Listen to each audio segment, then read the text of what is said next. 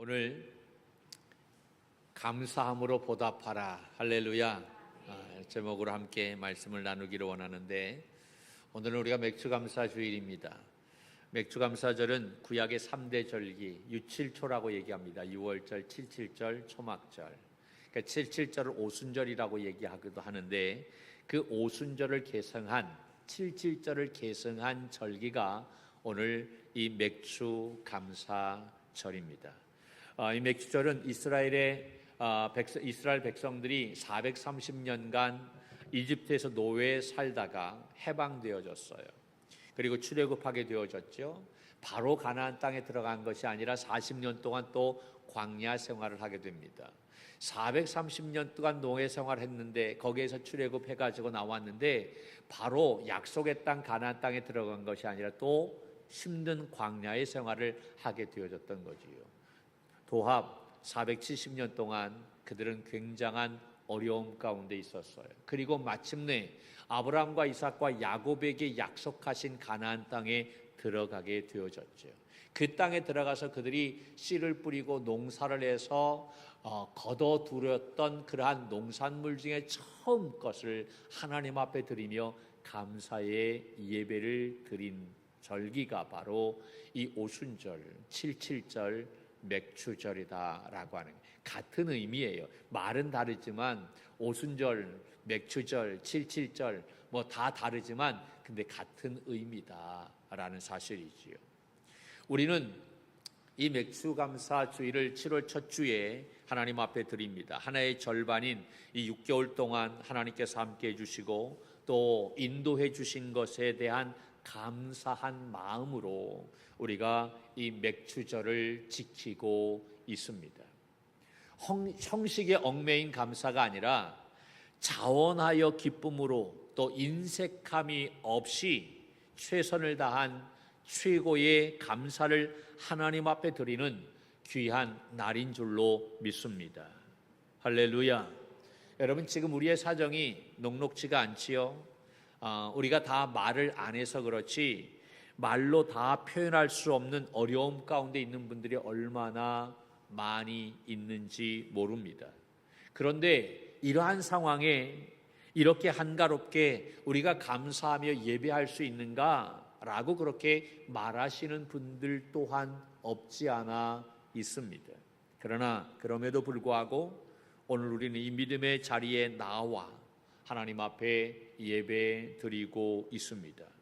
여러분, 그러므로 말미암아 오늘 우리가 드려지는 이 예배는 어떠한 예배보다 더 귀한 예배가 된다라고 저는 생각을 합니다. 여러분, 형편이 좋아서, 굉장히 좋아서 우리가 드려지는 예배, 감사할 것이 넘쳐나서 우리가 하나님 앞에 감사 예배를 드리는 것이 아니라, 그러나 감사할 것이 없지만, 여러분 여러 가지로 어렵고 힘들지만 그래도 하나님께서 우리의 삶을 지켜주신 것을 기억하고 생각하며 감사의 조건을 찾아서 감사할 수 있는 오늘 이 귀한 시간, 어떠한 시간보다도 더 의미 있다 저는 생각합니다. 그 하나님께서, 그 선하신 하나님께서 오늘 감사함으로 예비하는 우리 모두 위에 더 풍성한 은혜로 채워 주실 줄로 믿습니다.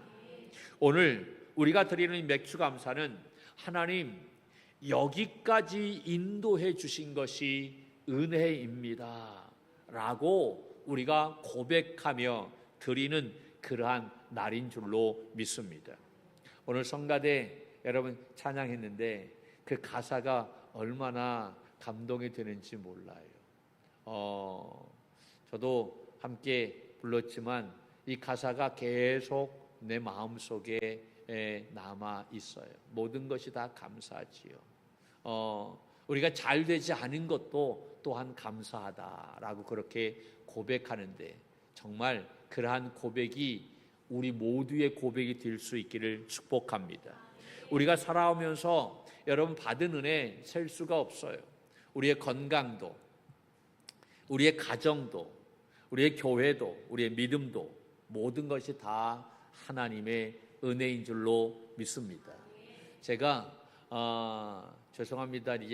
이제는 병원 순례를 조금 합니다. 병원 순례를 하다 보니까 우리 목사님들 만나면 너는 어느 병원에 갔냐? 너는 어느 병원에 갔냐? 요새는 그런 이야기들을 좀 많이 하는데 뭘 식사를 하고 나면 다 호주머니에서 부스럭부스럭 하는데 다 이만큼 뭘 다 먹어요. 비타민 C라도 다 먹더라고요. 그래요. 이제 밥을 먹는 것보다도 이제 약을 챙겨서 먹는 그러한 것들이 더 많이 있는데, 그런데 건강할 때는 건강한 것 자체에 대한 감사를 몰랐는데 이 병원도 다니고 저 병원도 다니고 또 여기도 순례하고 하다 보니까 정말 건강한 것이 얼마나 감사한 일인지. 우리 지방 목사님이 양쪽 다리를 다 수술하셨어요. 수술했는데 그 양반은 공을 기가 막히게 차는 양반이에요. 그런데 그분이 하시는 모습이 바로 뭐냐면 내가 두 발로 화장실에 갈 수 있다라고 하는 것이 이게 얼마나 감사한지.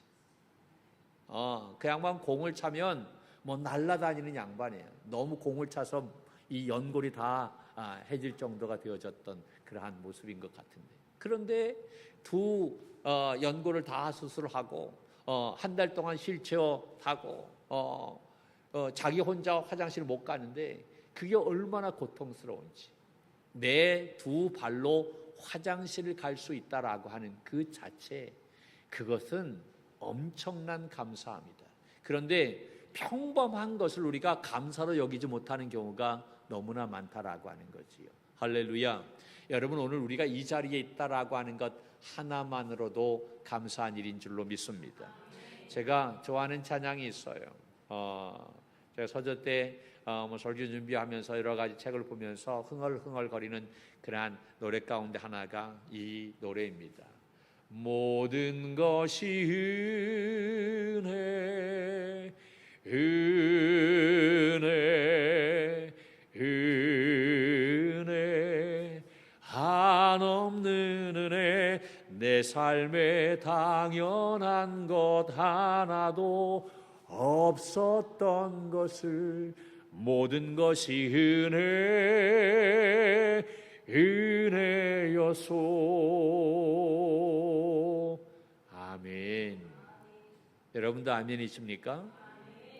나는 나의 모든 삶이 이거 당연한 거지 이렇게 생각을 많이 했었는데, 그런데 당연하지가 않더라고요. 다 하나님의 은혜지.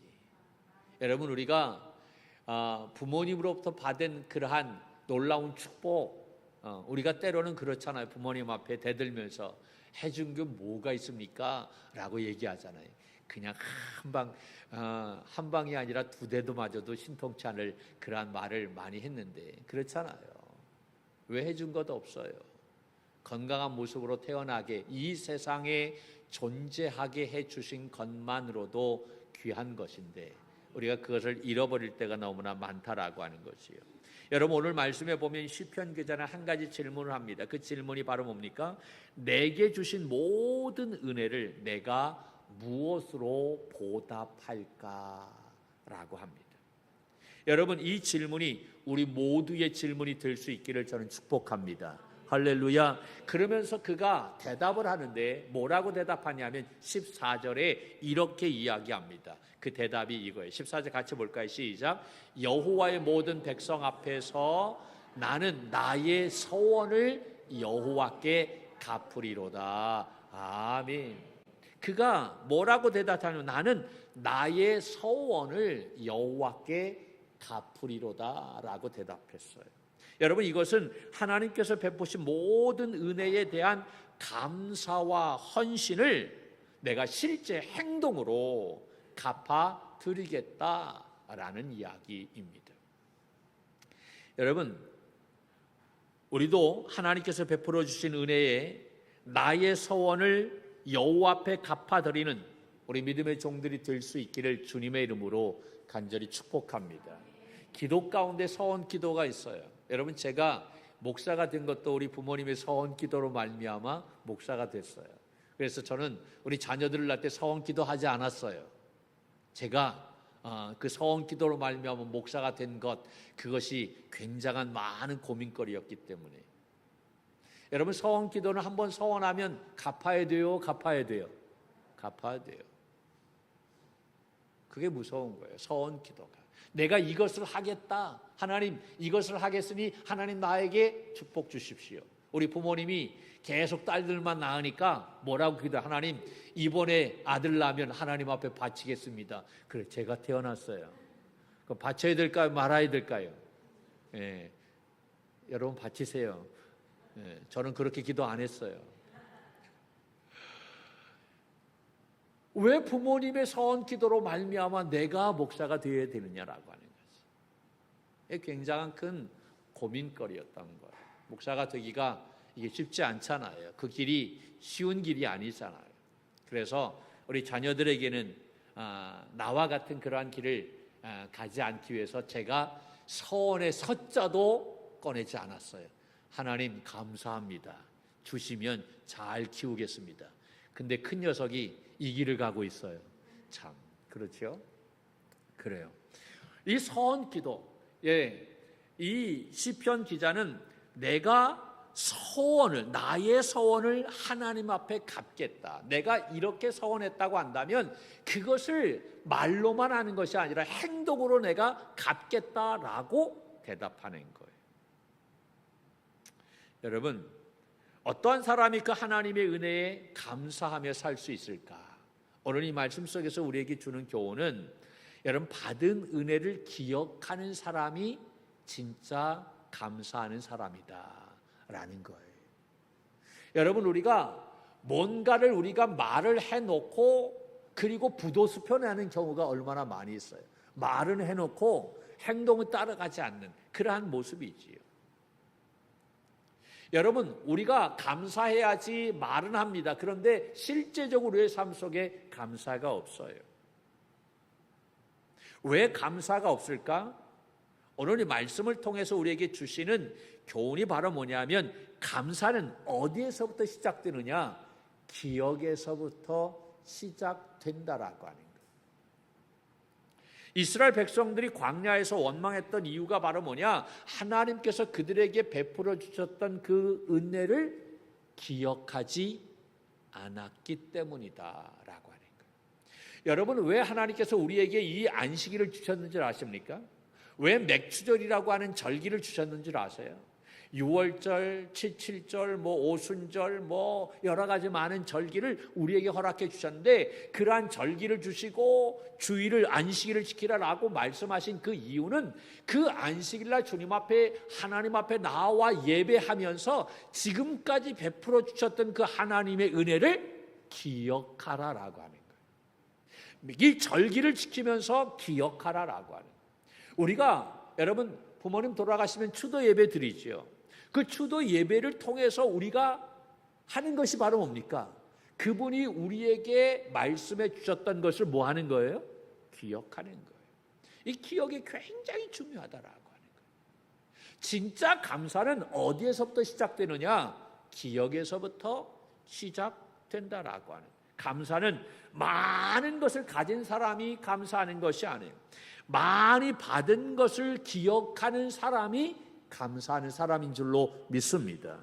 그러므로 이 맥추절은 잊지 말라라고 말씀하시는 그 하나님의 초청인 거예요. 내가 너희들과 함께 한 것 잊지 말아라. 내가 너희들에게 축복한 것 잊지 말아라 라고 하는 거예요. 그 초청에 우리가 주님 앞에 나와서 하나님 감사합니다 고백하는 것인 줄로 믿습니다. 한 사람이 평생 감사 일기를 썼어요. 맨 처음에는 그 감사 일기를 쓰는데 한 줄만 썼어요. 감사할 것이 많이 없었던 거예요. 그래서 그는 오늘 좋은 일이 있었다 하고 감사 일을 썼어요. 며칠 동안 계속 하다 보니까 거의 좋은 일이 있었다. 오늘 날씨가 좋았다. 오늘 기분이 좋았다. 이런 그러한 아주 단편한 그러한 내용이었어요. 그렇게 쭉쭉쭉쭉 쓰다가 한 줄 쓰다가 한 몇 달 지나니까 이 한 줄이 두 줄이 세 줄로 이렇게 조금씩 감사가 길어지는 것을 느끼게 되어졌어요. 시간이 지나면서 어떠한 것을 감사하게 되느냐? 내가 숨 쉬는 것도 감사하다. 내가 숨 쉬는 것을 감사하지 못했는데 이것이 얼마나 감사한지 그가 깨닫게 되고 그것을 감사했어요. 그리고 눈에 보이는 것이 얼마나 감사한지 그것도 이제 감사하게 되어졌어요. 또한 시간이 지나가 보니까 나에게 가족이 있다라고 하는 것이 얼마나 감사한지 그것을 알고 가족이 있는 것도 감사. 그러면서 그 감사의 내용이 이제는 한 줄이 아니라 한 바닥 전체를 다 쓸 수 있을 정도의 풍성함이 있게 되어졌다는 거예요. 아주 작은 것에서부터 감사해서 감사의 조건이 많이 늘어가게 되어졌다라고 하는 거예요. 그러자 여러분 그 사람의 모습이 달라졌다는 거예요. 환경은 변하지 않았어요. 그런데 그의 삶이 완전히 달라지게 되어졌다는 것입니다. 감사는요, 현실을 바꾸는 것이 아니에요. 감사는 그 감사하는 사람을 바꾼다라고 하는 거예요. 믿습니까? 그러니까 여러분 우리가 감사하게 될 때에 하나님은 그 감사하는 사람의 심령을 새롭게 해 주시는 줄로 믿습니다. 감사를 잊지 않는 믿음의 종들이 되기를 주님의 이름으로 간절히 축복합니다. 당연한 것 없어요. 다 하나님의 은혜인 것입니다. 성경 그렇게 얘기해요. 모든 것이 여러분 선함에 감사함으로 받으면 버릴 것이 없다. 하나님이 여러분 이 만드신 모든 것 다 선하게 만드셨어요. 그러므로 우리가 그것을 어떠한 마음으로 받느냐 이게 굉장히 중요하다라고요. 감사함으로 받으면 하나도 버릴 것이 없다. 여러분 정말 우리가 감사함으로 넘쳐나는 삶이 되어야 하는데 그 감사함이 있는 사람은요 정말 그 하나님이 나에게 주신 그 작은 것을 기억할 줄 아는 사람이다. 할렐루야. 이러한 믿음의 종들이 되기를 축복합니다. 그리고 여러분 받은 은혜는요 나에게만 머물러 있게 하는 것이 아니라 그것을 자꾸 흘려 보내야만 합니다. 그럴 때 더 큰 감사가 있게 되는 줄로 믿습니다. 오늘 시편 기자는 뭐라고 얘기합니까? 무엇으로 보답할까? 라고 그렇게 말하죠. 여러분 우리는 하나님 앞에 받은 은혜를 갚을 수 있어요? 갚을 수 없어요? 우리가 어떻게 갚을 수 있어요? 그러니까 하나님 앞에 받은 은혜는 내가 갚을 수가 없어요. 부모님의 은혜 내가 갚을 수 없어요.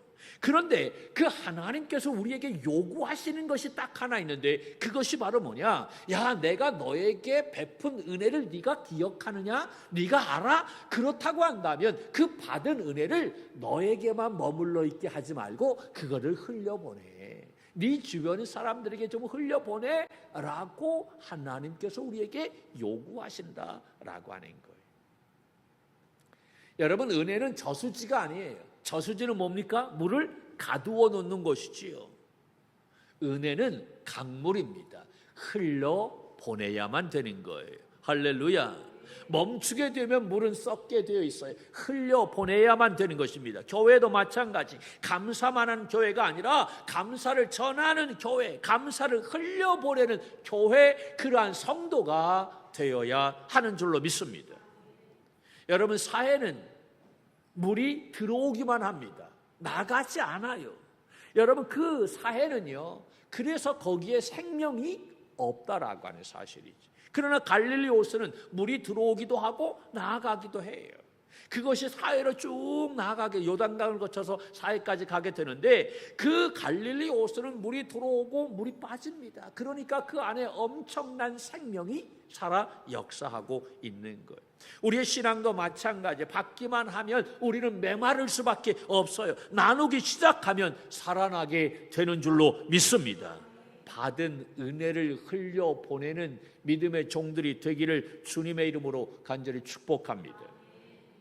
그리고 가장 큰 감사는 바로 뭐냐? 한 영혼을 하나님 앞에 인도하는 것입니다. 올해 우리는 해피데이를 준비하고 있어요. 이 맥주절이 1차 해피데이, 우리 사랑하는 가족들과 함께 예배하는 날이 되기를 기도하며 우리가 오늘 예배 드리고 있습니다. 오늘 이 자리에 함께 예배하는 우리 믿음의 종들 주님의 이름으로 축복합니다. 할렐루야. 우리가 2차 해피데이는 우리가 추수감사 주일인 거 11월 1일 111 쉽지요? 그 11월 1일 우리 모두가 이제 한 영혼을 구원하여 함께 예배하는 날이 될 수 있기를 축복합니다. 할렐루야. 여러분, 왜 우리가 이렇게 영혼을 구원하는 일에 힘을 써야 할까요? 왜 우리가 전도해야 될까요? 교인수를 늘리기 위해서? 그것이 아니에요. 하나님 앞에 받은 그 놀라운 사랑을 전하기 위해서인 줄로 믿습니다. 내가 받은 복음을 누군가에게 전하는 것, 그것이 바로 하나님 앞에 드릴 수 있는 최고의 감사다라는 사실입니다. 어떤 한 사람이 교회를 열심히 다녔는데 한평생 신앙생활을 하면서 한 사람에게도 복음을 전하지를 못했어요. 데려오지를 못했어요.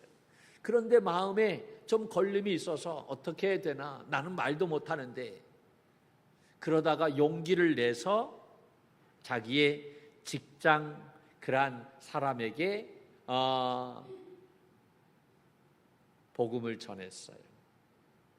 우리 교회에 한번 올 수 있겠니? 그렇게 직장 동료에게 교회 한번 오라라고 그렇게 초청을 했어요. 자기의 말에 올 것이다라고 하는 기대는 하지 않았어요. 한 번도 자기가 전도해 보지 못했기 때문에, 인도해 보지 못했기 때문에 혹여나 믿져야 본전이지 아니면 말고 하는 식으로 그렇게 툭 던졌던 거예요.